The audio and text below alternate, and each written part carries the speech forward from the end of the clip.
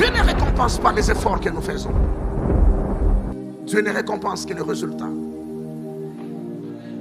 Cela veut dire lorsque nous sommes à table, toutes les souffrances qu'une femme dans sa cuisine ou un cuisinier dans son restaurant, tout ce qui lui est arrivé ne nous intéresse pas. Ce qui nous intéresse, c'est la qualité du repas que nous mangeons. Tu peux expliquer que tu as été brûlé par de l'huile, tu as été étouffé, tout cela, ça n'intéresse personne. Ce qui nous intéresse, en fait, c'est le résultat final. Dieu ne récompense que le résultat.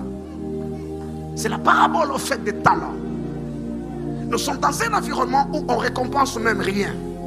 Quand quelqu'un n'a rien fait, absolument rien, il est récompensé. Je parlais de quoi? Ça, c'est pas mon sujet d'aujourd'hui. Je reviendrai un autre jour parce que c'est extrêmement important. Cela veut dire quoi? Cela veut dire lorsque tu envoies des gagnants d'armes dans les riz de Kinshasa pour gagner des armes et qu'ils ont passé une semaine de 7h du matin à 18h à parler de l'évangile, en fin de compte, Dieu ne récompense pas des heures passées à évangéliser. Dieu récompense combien d'âmes ont été gagnées. Quelqu'un entend ce que je dis? Dieu récompense combien d'âmes ont été gagnées. Tous les restes là de vos efforts doivent aboutir à des résultats. Et s'il n'y a pas de résultats, Dieu ne récompense pas. Et comme de telles valeurs sont prises et imprégnées dans une famille, dans une communauté, dans une société, sans l'évangile du salut, ces communautés avancent. Vous voulez une preuve? Vous voulez une preuve? C'est le Singapour. C'est le Singapour. La plupart d'entre eux ne sont pas sauvés. Il y a des valeurs du royaume qu'ils ont mises en place et qui produisent le progrès. Et je dis à mes enfants, à mes deux garçons, c'est ça le problème que nous avons chez nous. Nous croyons que l'évangile du salut fait avancer.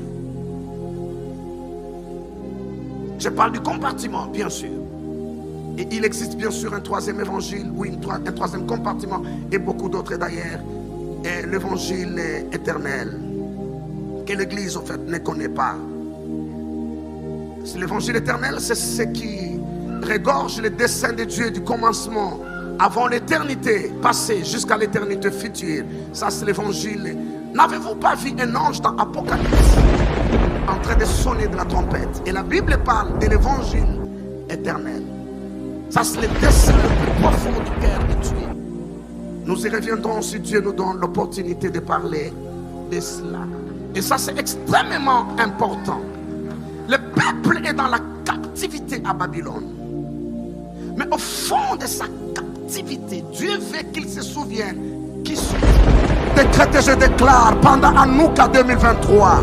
Ça, c'est un autre conseil divin.